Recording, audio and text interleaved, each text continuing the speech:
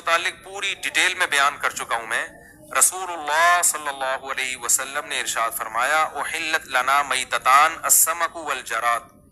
قرآن سے صاف پتہ چلتا ہے کہ ہمارے لیے مردار کھانا جائز بولو بھائی نہیں ہے. ذبح جانور جو بھی ہوگا ذبح کر کے کھانا پڑے گا. مردار حلال. دل جس بات پر ضد کرتا ہے رب اسی بات پہ امتحان لیتا ہے. السلام علیکم ورحمۃ اللہ وبرکاتہ. ہیلو ایوری ون، کیسے ہو آپ لوگ؟ آج ہم کیا جھینگا کھانا جائز ہے، جسے انگلش میں پرونس بولتے ہیں، PRAWNS، کھانا جائز ہے؟ مفتی طارق مسعود. اور یہ ویڈیو اسلامک گروپ سے لی گئی ہے، آپ جا کر چیک کر سکتے ہیں. تو چلیے بسم اللہ کرتے ہیں.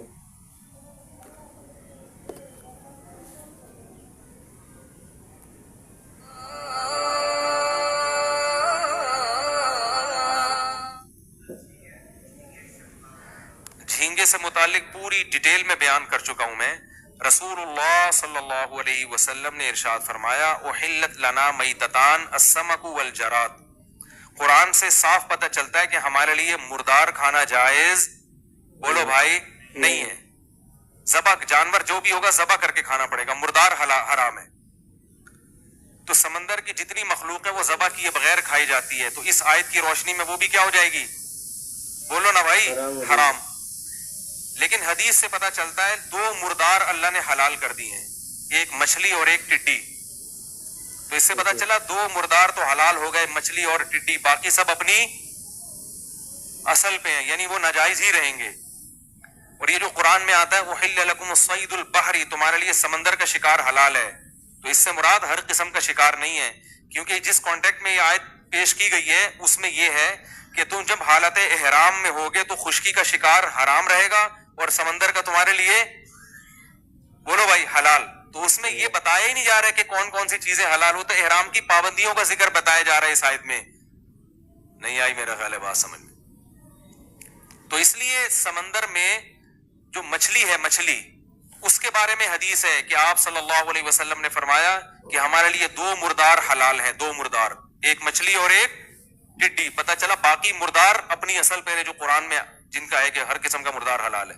ایک دلیل تو یہ. دوسری دلیل یہ ہے کہ رسول اللہ صلی اللہ علیہ وسلم اور صحابہ اور تابعین، حالانکہ عرب ایک جزیرہ ہے، تین طرف سے سمندر میں ڈھکا ہوا ہے، تو ان کے پاس تو بہت زیادہ، جو آپ دیکھیں بنگلہ دیش سمندر میں ڈھکا ہوا ہے نا، بہت زیادہ سمندری مخلوق کھائی جاتی ہے وہاں پہ. تو جو انڈونیشیا وہاں سمندری مخلوق بہت. تو صحابہ کرام جو عرب میں رہتے تھے وہاں بھی تین طرف کیا ہے؟ سمندر ہے. لیکن ہم دیکھتے ہیں کسی ایک ضعیف روایت میں بھی نہیں ملتا کہ کسی صحابی نے یا رسول اللہ صلی اللہ علیہ وسلم نے یا کسی تابعی نے، کوئی ثقہ تابعی ہے، مچھلی کے علاوہ کوئی چیز کھائی ہو انہوں نے. تو اگر یہ مچھلی کے علاوہ مخلوق حلال ہوتی تو صحابہ کرام جھینگے بھی کھاتے، کیکڑے بھی کھاتے، اور جو کچھ سمندر سے نکل رہا ہے وافر مقدار میں کھاتے. ہم دیکھتے ہیں کسی صحابی سے نہ کیکڑا کھانا ثابت، نہ جھینگا، نہ کوئی اور مخلوق مچھلی کے علاوہ. فش کھائی ہے مچھلی، چاہے بڑی ہو چاہے چھوٹی ہو. تو اس سے کیا پتہ چلتا ہے؟ چاہے ویل مچھلی ہو، مچھلی ہونا ضروری ہے. اب حضرت مفتی تقی عثمانی صاحب، جن کی ہم خاک کے برابر بھی نہیں ہیں، ان کا فتویٰ اکثر لوگ نقل کرتے ہیں کہ وہ جھینگے کو جائز کہتے ہیں. تو وہ جس بیس پہ جائز کہتے ہیں وہ بیس سمجھیں. وہ بیس یہ ہے کہ ان کی رائے میں جھینگا مچھلی ہی میں داخل ہے. بات آ رہی ہے سمجھ میں؟ تو حضرت کی جو شان ہے ہم تو اس کی خاک کے برابر بھی نہیں ہیں، لیکن حضرت ہی کے لیول کے جو دوسرے علماء ہیں، جو حضرت مفتی رشید احمد صاحب تھے یا مولانا یوسف جہانگیر صاحب تھے، میں ان کا ذکر کروں گا. میں اپنی بات تو میں تو چھوٹا منہ، بڑی بات ہو جائے گی، ان بڑے علماء کے مقابلے میری کیا حیثیت. تو یہ جو دوسرے حضرات ہیں یہ کہتے ہیں کہ جھینگا کو مچھلی کی فہرست میں داخل کرنا، اس کا علمی تحقیق سے تعلق نہیں ہے، اس کا میڈیکل سائنس سے تعلق اور مشاہدے سے تعلق ہے. یعنی عرف سے تعلق ہوگا یا میڈیکل سائنس. یہ جھینگا فش میں ہے یا نہیں ہے؟ تو میڈیکل سائنس یہ کہتی ہے کہ گدھے کو انسان کہہ دینا اتنا عقل سے بعید نہیں ہے جتنا میڈیکلی جھینگے کو مچھلی کہہ دینا. یہ میڈیکل سائنس کی روح سے بالکل عقل سے یعنی ان کی روح سے بالکل بعید. وہ کہتے ہیں کہ گدھے کے پھر بھی بہت سے اعضاء انسان کے مشابہ ہیں, جبکہ جھینگا کسی بھی ایک بھی چیز میں مچھلی کے مشابہ نہیں ہے, سوائے اس کے کہ وہ بھی پانی میں یہ بھی پانی میں. اس کے علاوہ کوئی چیز جھینگے کی مچھلی سے نہیں ملتی. تو میڈیکلی اگر آپ عرف کو دیکھیں, بعض لوگ کہتے ہیں نہیں عرف میں اس کو مچھلی کہا جاتا ہے. عرف میں اس کو مچھلی کہا جائے گا مگر سمجھا نہیں جاتا. اس عرف کی وجہ سے ایک چیز کو دوسری چیز میں داخل کیا جاتا ہے جس عرف کی وجہ سے سمجھا بھی جائے. کہنے کی بات ہے تو سمندری گھوڑا بھی ہے, اس کو گھوڑا کہا جاتا ہے, تو کیا اس پہ گھوڑے کے احکام جاری ہوں گے؟ سمندر میں مخلوق ہے جس کو سمندری گھوڑا کہا جاتا ہے, حالانکہ وہ ویسے ہی کہہ دیا, اس کو تھوڑی سی بھی مشابہت. تو جھینگے کو مچھلی محض اس مشابہت میں کہہ دیا کہ وہ بھی کس میں رہتی ہے, پانی میں, لیکن مچھلی عرف میں لوگ اس کو سمجھتے نہیں ہیں. اس کی دلیل کیا ہے؟ آپ کسی سے کہیں کہ مچھلی لے کر آؤ, کبھی بھی جھینگا اٹھا کے نہیں لائے گا وہ.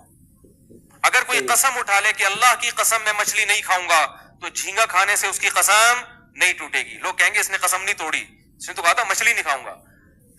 بات میں سمجھا پا رہا ہوں؟ تو عرف میں بھی اس کو فش مچھلی نہیں کہا جاتا, اور میڈیکلی بھی اس کو مچھلی نہیں کہا جاتا. بات آ رہی ہے سمجھ میں؟ ہمیں یاد ہے ہم بچپن میں جب جایا کرتے تھے نا سمندر کے کنارے, مچھلی کے شکار کا مجھے بہت شوق تھا. ابھی بھی ہو سکتا ہے کوئی شکار پہ جائیں, اللہ نے چاہا تو. لوگ کہیں گے بہت زیادہ فنٹر گیری شروع ہو گئی ہے, ادھر فشنگ, ادھر ڈائیونگ, ادھر سوئمنگ اور فشنگ بھی کریں گے بھائی. اللہ توفیق دے. یہی تو حلال لذتیں تو یہی ہے نا بھائی. تم تو کہتے ہیں حلال تو حاصل کرو نا, شادیاں کرو چار, کس نے کہا ہے آپ کو؟ تو جائز چیز پہ اللہ نے پابندی کرو اپنی ذمہ داری پہ. فشنگ میں تو مزہ ہے, چار میں وہ نہیں ہے, پٹو گے بھی, یہ بھی بتا دوں میں. تو حقوق بھی ہیں ان کے, برابری بھی ہے, سب چیزیں. خیر میں ابھی سوال کا موقع دوں گا آپ کو. دیکھو مجھے یاد ہے ہم جایا کرتے تھے نا بچپن میں سینڈ سپٹ پہ, ہاکس بے پہ, تو وہاں مچھیرے لانچنگ کے ذریعے مچھلیاں پکڑ کے لاتے تھے. تو بہت سی مچھلیاں ایسی ہوتی تھی جن کو مچھیرے کہتے تھے کہ یہ مچھلی نہیں ہے, اور وہ کراہت بھی آتی تھی ان کو دیکھنے میں. تو مچھیرے ان کو کہہ کے پھینکتے تھے یہ حرام مچھی ہے. کیا کہتے تھے؟ اب دیکھو حالانکہ جب مچھی کہہ دیا تو حرام نہیں ہوئی نا, کیونکہ سمندر کی فش تو کیا ہے, حلال ہے. لیکن اصل میں ان کے پاس اس کے لیے کوئی لفظ ہی نہیں تھا, ان کے پاس کوئی ڈکشنری میں کوئی لفظ نہیں ملا, تو انہوں نے اس کا نام کیا دے دیا, حرام مچھی. حالانکہ انہوں کسی مفتی نے نہیں بتایا کہ مچھلی ہے یا نہیں ہے, یہ حلال ہے حرام. ان کو لگا کہ یہ مچھلی نہیں ہے, اور عجیب سی اس میں کراہت بو آ رہی ہے, عجیب سی چھپکلی جیسی اس کی شکل ہے.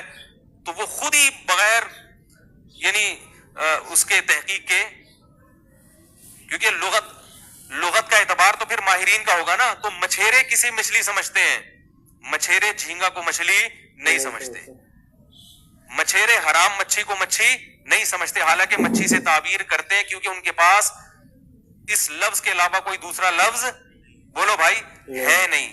میں سمجھا پا رہا ہوں اپنی بات؟ نہیں سمجھا پا رہا میرا خیال. تو اس بیس پہ ہمارا فتویٰ یہ ہے, ہماری رائے یہ ہے کہ سمندر کی صرف مچھلی حلال ہے. جو مچھلی ہونا عرف کی وجہ سے مچھلی لوگ اس کو سمجھتے ہوں, یا میڈیکلی اس کو مچھلی ثابت کر دیا ہو ڈاکٹروں نے, تو ان دو چیزوں کے علاوہ ہم یہ سمجھتے ہیں کہ باقی چیزوں کو ہاتھ, بولو بھائی, بولو نا یار, نہ لگائیں. مچھلیاں کو اتنی اقسام ہے, کھانے کے لیے کھا لو. اور ایک اور دلیل یہ بھی ہے کہ اگر سمندر کی مچھلی کے علاوہ بھی ہر مخلوق کو حلال قرار دے دیا جائے تو ایسا ایسا گند سمندر سے نکلتا ہے نا. ایک طرف قرآن کہہ رہا ہے وَيُحَرِّمُ عَلَيْهِمُ الْخَبَائِثَ, نبی تم پر خبیث چیزوں کو حرام کرنے کے لیے آئے ہیں. تو ایسا ایسا گند نکلتا ہے کہ گورا بھی کہے گا یہ حلال نہیں ہو سکتا, تو آپ کو اس کو بھی حلال قرار دینا پڑے گا. اور اگر آپ اس کو کسی دلیل سے حرام قرار دو گے تو ہم کہیں گے کہ جب وہ ناجائز ہے, حالانکہ اس قرآن نے تو سمندر کے شکار کو حلال قرار دیا ہے, تو اس میں جب یہ سمندری مینڈک بھی حلال ہو جائے گا, پھر اگر سمندر کا شکار حلال ہے قرآن کی اس آیت کی وجہ سے, ہر قسم کا ہے, تو اس میں مینڈک بھی داخل ہے, پھر اس کو تو آپ بھی جائز نہیں کہو گے, ٹھیک ہے نا. تو اس لیے اس بارے میں جو دلائل ہیں وہ میرے خیال میں یہی زیادہ قوی ہیں کہ صرف مچھلی کھا سکتے ہیں, مچھلی کے علاوہ کچھ اور نہیں کھا سکتے. لیکن چونکہ ہم معتدل لوگ ہیں, طنز نہیں کرتے. میں نے ایک بیان میں یہ بات کہی تو لوگ کہتے ہیں واہ ابھی یوں کرو, ابھی ادھر پینترا گھوم رہو. کیونکہ باقی ائمہ کرام مجتہدین وہ بھی ہمارے لیے قابل احترام ہے, وہ مچھلی کے علاوہ مخلوق کو بھی جائز قرار دیتے ہیں, جھینگے کو جائز قرار دیتے ہیں. اس لیے چونکہ فقہاء میں اجتہادی اختلاف ہے, تو ہم تو یہی کہتے ہیں, میں نے زندگی میں کبھی جھینگے کو ہاتھ نہیں لگایا, نہ لگانے کا ارادہ ہے, نہ میں کھاتا ہوں, نہ کیکڑا کھاتا ہوں, نہ جھینگا کھاتا ہوں, تمیز سے مچھلی کھاتا ہوں بس خالی. تو لیکن جو کھاتے ہیں ان کو ایک دفعہ بتا دیتا ہوں, ملامت نہیں کرتا, کیونکہ یہ اختلافی مسئلہ ہے. جو اختلافی مسئلہ ہوتا ہے اس کا وہ حکم نہیں ہوتا, جو کتا کھا رہا ہے اس کے پر جھینگے والے پر کتے والے احکام جاری نہیں ہوں گے. کتا بھی حرام ہے مگر بالاجماع حرام ہے, سور بھی حرام ہے مگر بولو بھائی بالاجماع حرام ہے. اسی لیے جب اختلاف ہو گیا تو اس کے لیے ہم ہلکا لفظ استعمال کرتے ہیں جھینگے کے لیے, مکروہ ہے تحریمی, قطعی حرام نہیں کہتے اس کو, مکروہ کہتے ہیں, ناپسندیدہ کہتے ہیں, تو ہلکا لفظ تھوڑا استعمال کیا اس لیے نہ. اور بنگلہ دیش کے لوگ مجھے کہتے ہیں کہ ہم تو نہیں چھوڑتے, تو وہ کہتے ہیں ہم تو کھائیں گے, ہم کہتے ہیں آپ کھائیں, کیونکہ اختلافی چیز ہے, اتفاقی نہیں ہے. اب ایک قوم کی رگ رگ میں ایک چیز رچ گئی ہے تو حرج جو ہے نا, حرج یہ خود رخصتیں پیدا کر دیتا ہے. تو چونکہ فقہا کے مابین یہ مسئلہ اختلافی ہے, مجتہدین بہت سے مجتہدین اس کے جواز کے بھی قائل ہیں, تو ہم بنگلہ دیش کے لوگوں سے کہتے ہیں کہ اس معاملے میں آپ کے لیے فقہ شافعی کو فالو کرنا, بولو بھائی, جائز ہے. کیونکہ وہ بہت زیادہ, ان کی اتنا زیادہ کہ وہ دنیا چھوڑ دے گا جھینگا وہ دنیا چھوڑ دیں گے, جھینگا نہیں چھوڑیں گے. تو ہم کہتے ہیں بھائی دلائل کی روح سے تو یہی مسئلہ ہے, لیکن حرج چونکہ بہت زیادہ لازم آ رہا ہے, تو کہیں بہت حرج لازم آ رہا ہو, پھر گنجائش کا پہلو دوسرے فقہا کی بیس پہ قول کی بیان پر نکلتا ہے. تو جو نہیں کھا رہے وہ نہیں کھائیں, جو کھا رہے ہیں وہ چھوڑ دیں, اور جو کہہ رہے ہیں کہ اگر میں نے چھوڑا تو دنیا چھوڑ دوں گا میں, وہ دنیا نہ چھوڑیں, یہ کھا لیں. دنیا چھوڑنے سے بہتر ہے کہ آپ جھینگا کھا لیں, اتنا اگر آپ وہ ہو رہے ہیں, نہ کھائیں تو پھر بھی اچھا ہے. میں تو یہی کہوں گا نہ کھائیں.